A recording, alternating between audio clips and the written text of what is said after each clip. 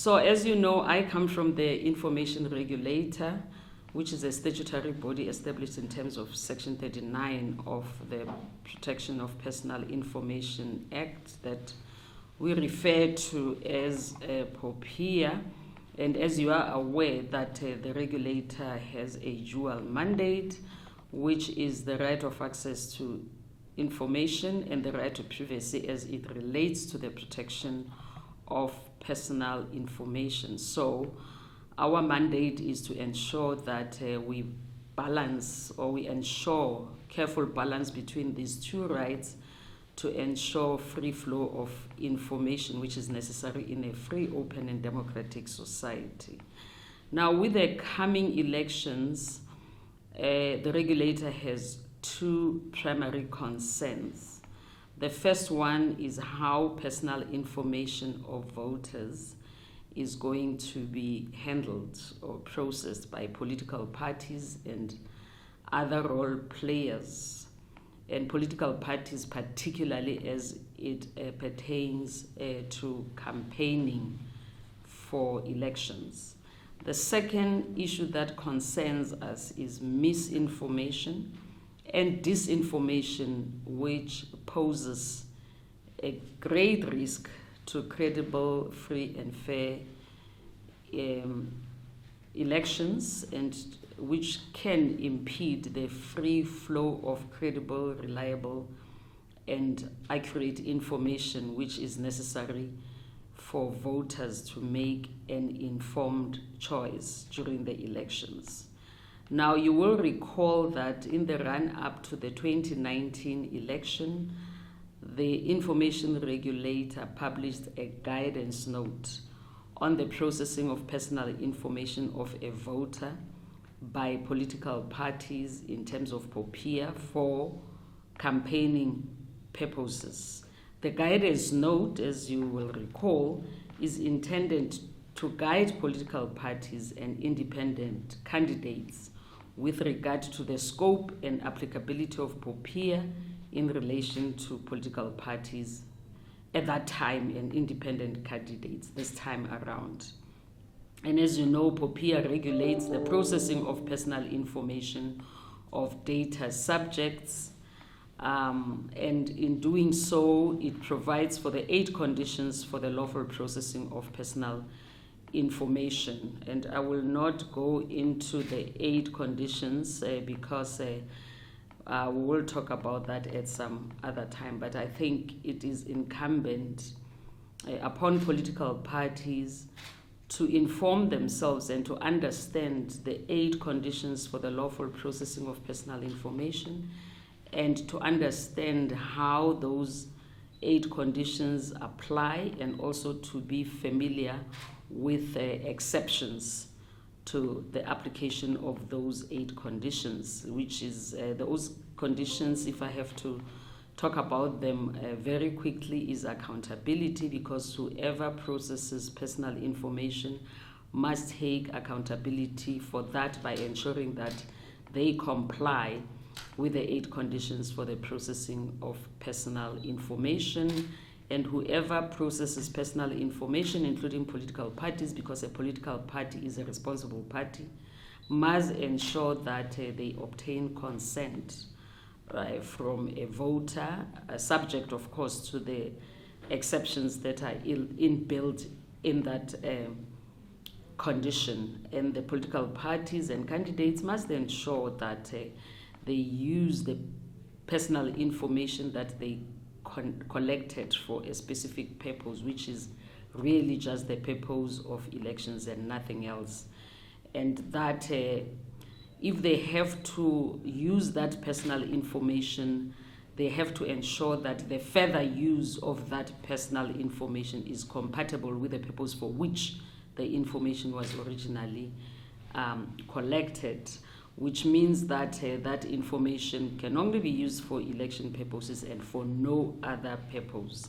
And political parties have the obligation in law to ensure that the personal information they collect is always accurate and up to date, and they have to ensure that they put in place adequate security measures to ensure that that personal information of voters does not end up in wrong hands. As you might be aware, data breaches are a big issue in this country, and as the regulator, we are bombarded. I mean, we have more than we are approaching 2,000 notifications for data breaches, because in terms of our law, any responsible party that experiences a data breach has to inform us. There is no threshold for reporting a data breach. Even if personal information of one data subject has been impacted by a data breach, the responsible party in that instance still has to inform the Information Regulator. So what are the do's and the don'ts for political parties in terms of POPIA? A political party may ask a voter only once to obtain his or her consent for soliciting a donation, and can do so through electronic communication.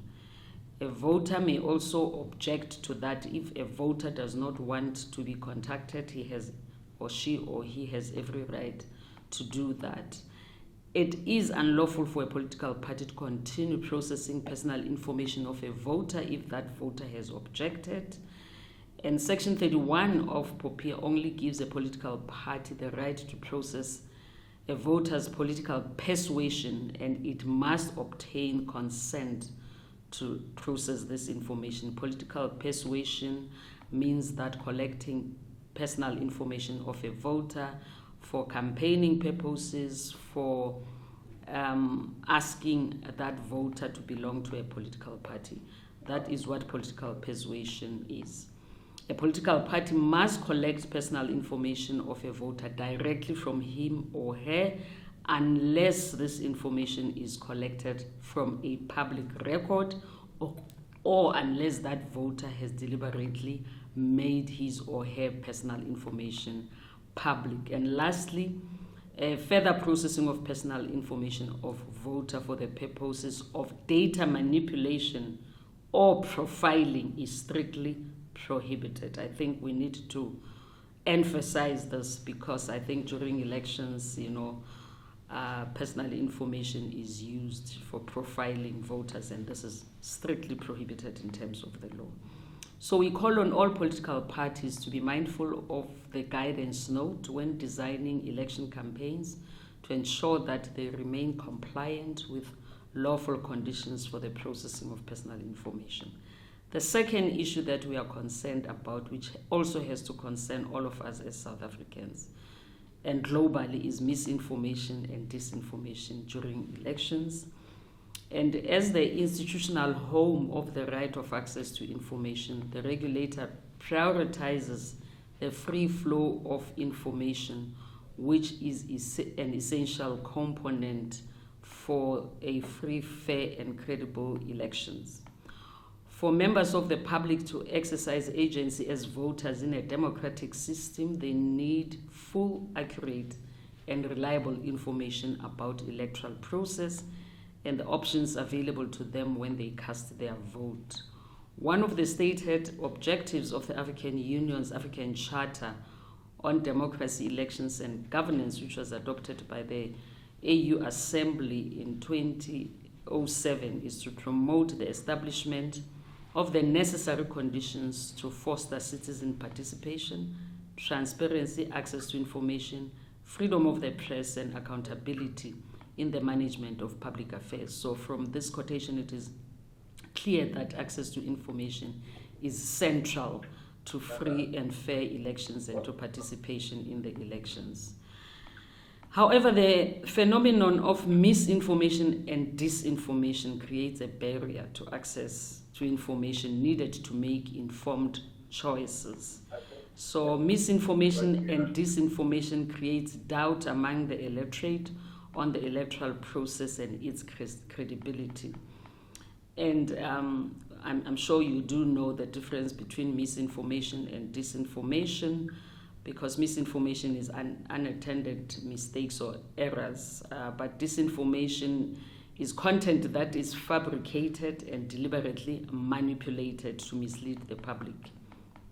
And we know that misinformation and disinformation are a global problem, and all the global institutions like the OECD, including UNESCO, they have set their sights, and the UN, they've set their sights on how they can counter disinformation and misinformation during the electoral process. And we do know as well that the IEC recently has also been a victim of disinformation in terms of some information that was published on social media, I think at the beginning in January or December.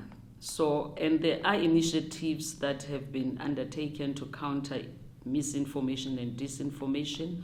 We are aware of the IEC's 411 platforms and so on. And if you look at other regulatory bodies, including in Colombia, for instance, and in other countries, some action has been taken or measures have been put in place to deal with disinformation. In our country, we are fortunate because POPIA applies to both private and public bodies, and nothing prevents any body, including political parties, to put in a POPIA request to social media companies to inform them or to give them information on the measures that they have put in place to deal with disinformation and misinformation. And once that POPIA request has been submitted to social media platforms, those platforms will be obliged in terms of POPIA to disclose that information. I'm just putting this forward to say that in South Africa, we have a solution or a potential solution to dealing with misinformation and disinformation in public platforms if we use the legislative provisions that we have optimally. So, as we conclude, these are some of the matters that we will cover in detail in a webinar that we are going to hold on the 29th of January 2024, which is an important date globally because on that day the world commemorates the International Data Privacy Day. We have submitted or forwarded an invitation to that webinar to the IEC, and will be obliged if you can make time to attend, because that's where we are going to deal with these matters in detail. Thank you very much for the opportunity to address the NPLC today. Thank you.